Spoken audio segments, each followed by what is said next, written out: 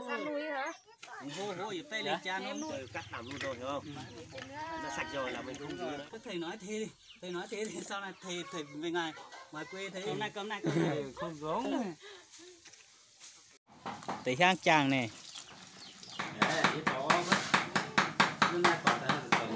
Nó lại chinh rồi. Cả san núi hả? Hô hô ở tay lên cha nó núi hả? Vâng, nó chủ luôn. Nhà em một năm rồi đó. Mưa nhà ông Tuyến đó, nhà Thái Đào đó. Đầu năm Mất cái này này. lấy cái này để nhiều mỡ quá.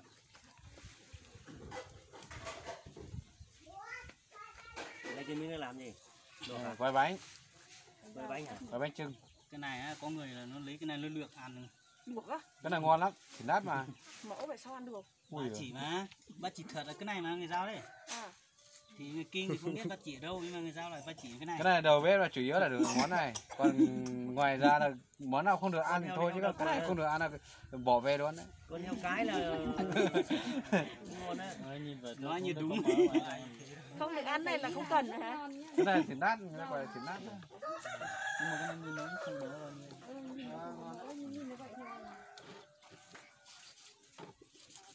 Cái này lường á, mình lường thôi nó có nấu cạn nó không ngon nữa. Đúng vậy. Ôi cẩn thận cho nó. Không có ai cầm ở trên này làm sao mà mình vẫn cẩn thận được. Một mình thôi hết. Đừng đánh. Cái đừng mười gì. Rồi đưa cái khẩu luôn vào luộc luôn. Làm để ăn luôn vậy. Quá chất lượng. Đẹp.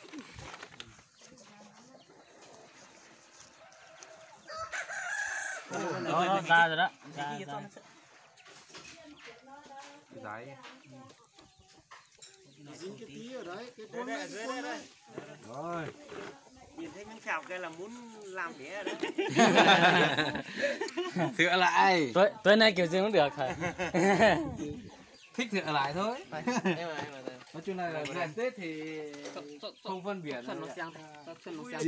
Vui là chính thôi. Cái ruột luôn đây này. Ruột mình. Giải thưởng ấy. Còn lấy cái cầu đỏ. Chứ? Ui đủ à? Không cho đó. Hả? Cứ để đó mình cho cái này. Có tới à? Con dao này cái cùn này. Mai rồi. Chặt xuống xương một tí xong rồi. Cái dao này nó chết nó về miền này. Ui, sao lại thế? Có lấy nào? Cái này ăn luôn. Cái này ra Đây là người giao chúng tôi là hôm nay là mổ heo ăn Tết. Vừa quay vừa nói. Đúng rồi. Để chuẩn bị cho 3 ngày Tết là ăn cả con heo cả một tạ. Rõ ràng là có thầy ở đây không chỉ trước. Ui ơi, bên kia người ta bắn pháo à? Trong mình có nấu tối Tết có bắn pháo không? Ở đây chỉ có bắn súng kíp thôi. súng kíp. Kiếm đâu ra súng kíp bán nhưng mà chẳng nghe thấy cái gì cả. Lấy một cái thau sạch kia sang đây. Lấy một cái thau sạch kia mình bố cái gan cái vô luôn không còn cái dứa. Cái gan này là nó đang sạch luôn rồi mình bóc ra luôn là tí nữa mình không có dứa lại nữa. Còn cái lòng cái phèo thì mới dứa thôi. Cho cái thau sạch cái để cái gan cái đồ ra là không dứa nữa. Tí nữa vô chỉ nấu luôn thôi. Đan ở trong người nó mới là chất lượng á. Đấy, lấy cái gan để riêng cái thau sạch em ạ. Để tí nữa vô mình không rửa gan nữa. Bố vô là muốn nấu là nấu luôn thôi. Đấy, đúng rồi. Đồ nhá. Đồ nhá. To thôi không phải bữa đâu. Nãy không dội mấy cái này cho sạch đi, không lâu một tí là dính vô. Đúng rồi, lẩu chủ tiêu với bài hoa. Nấu nhá lẩu chủ tiêu nó nít cái Ủa gì tao bắt chạy bị cha bà. lấy cho con tao quả tao cổ lồng chủ tiêu nó chưa chủ tiêu nó thấy nhảy tại đúng ra. Nè, có cái này bùi kia nó đấy. Thật là ấy. Ai vừa lấy cái vừa như lấy tàng tháo này cái hàng này không này có chọn cho mình như này. Có tí bố bông được. Lạch nè tán khi tụi ai cũng phải là con Đầu tiên từ lúc này nó sinh bông này. Đàng đấy mà nó thao tay đấy mà hỏi nó sinh kia để xem là chịu lên nghe. tên nó cầm bông gì ha thế này cái xe bữa gần bông này nhé mà Bữa cần bông nó nhé nó có chỉ có trả lo. Rồi bốc cái gan ra thau luôn. Bốc cái gan bố thau luôn. cái da lên luôn cả quả tim ra Lấy luôn bố thau luôn. tim đâu ra bỏ cả mà mí mà Cắt đi. riêng không quả mình bữa là quả mai như để thở cho một tắc tôi chở Đó. xe rồi Cái việc coi như là nhặt xong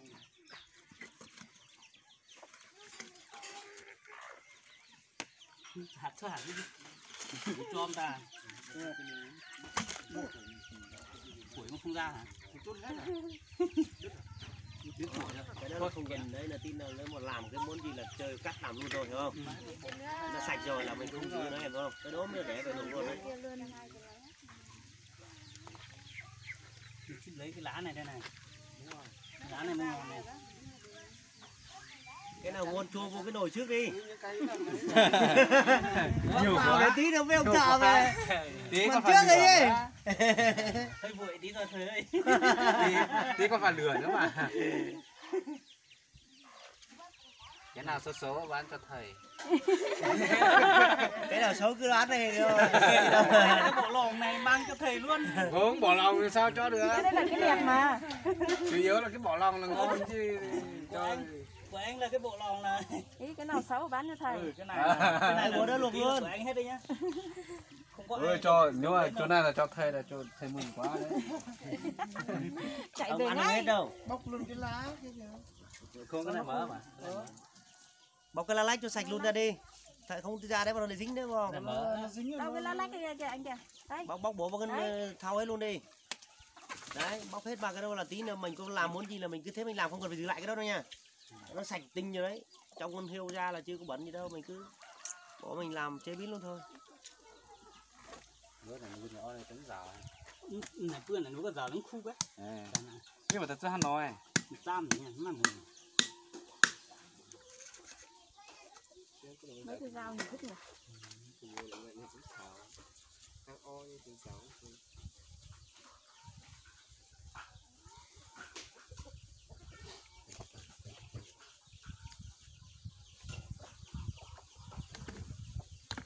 Bên chú Có là làm lòng không? bên chú là bữa nay là rồi không có làm pỉa đó hả?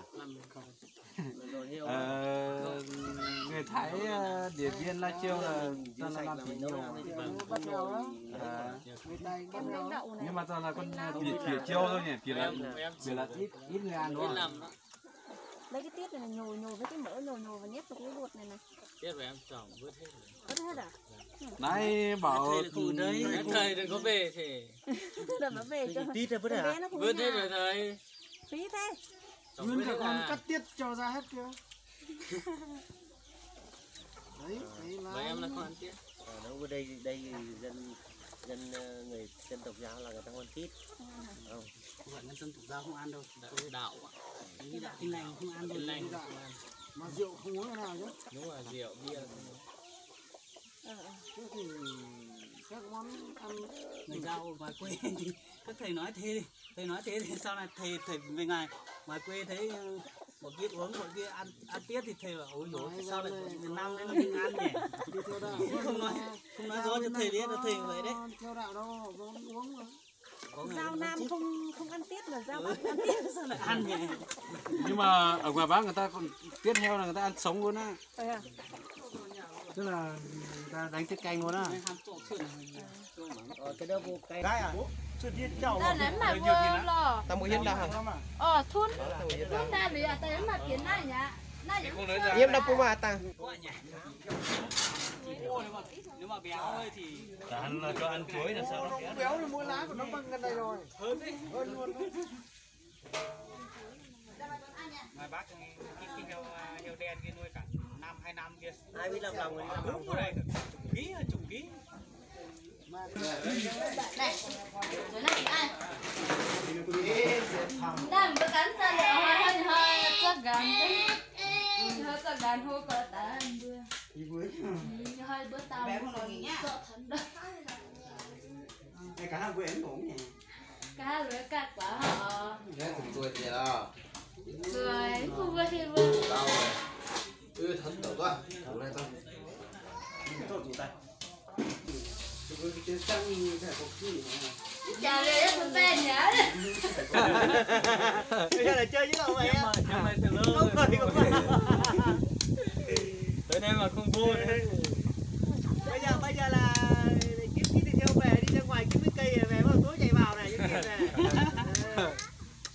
Thầy không vào nó không chơi nữa luôn. Thầy không vào là bữa sau không Cái phải này là thầy. bây giờ ta dùng được nha. dạ Cái đường vào chứ. bây giờ thôi À đấy. 6 7 giờ thì đấy cứ vào sớm sớm cũng được. Thầy chơi chứ, thầy chơi. Vào đây còn giúp anh em lên mâm. Ông Long cũng nhanh cả. con này làm Ủa, gì thầy là người Thanh Hóa hả? Nghe giọng thế. Nhưng mà nuôi nha mấy người ta dối phân biệt giọng nhưng bây giờ mà thầy bảo là nuôi giọng ở đâu đâu. À đúng á, mà mình mà đi đâu nuôi ra người ta biết mình đâu được. Hay vậy. Anh là người Thanh Hóa hay là người nào? Em á? Em thì người Lào Cai chứ làm gì người Thanh Hóa. Nhưng mà thì người Thanh Hóa luôn chứ. Anh phải. Thế sao Anh lại? có giọng giống ông này.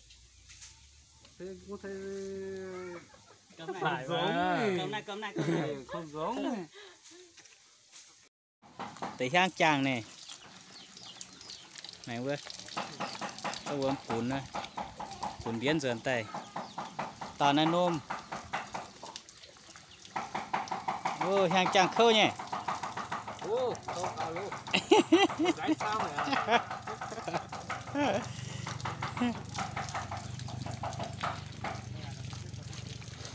tung chàng khu những cái hang khơi hả nè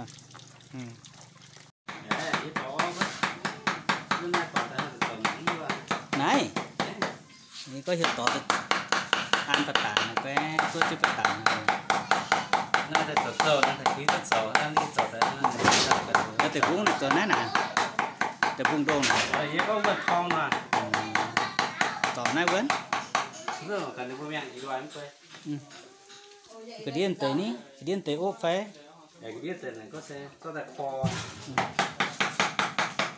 cất trang này à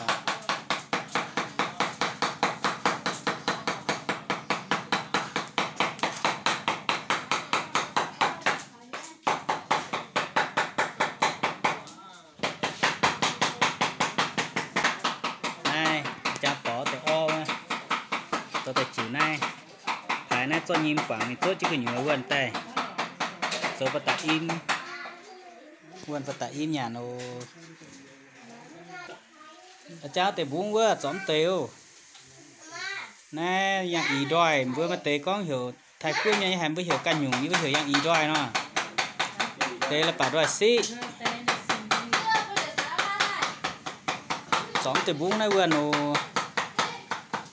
mà với tế trang tỏ tới ăn trang tới bắt tán vừa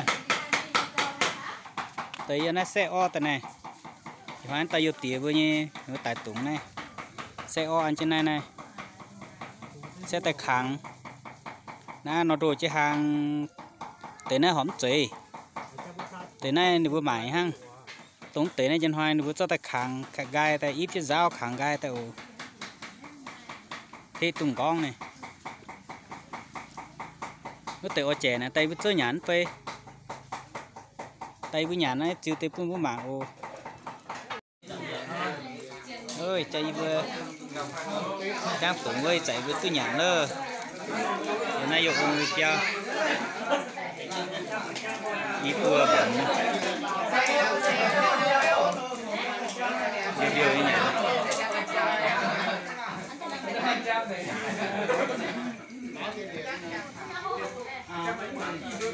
Rồi, ok.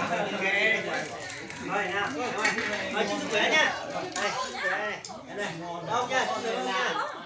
với nhà nó chạy với nhà chạy với nhà trình hàng rồi đấy thì cua nha nó với trình hàng Việt Nam nhiều này ôi nó chỉ khai không gom rồi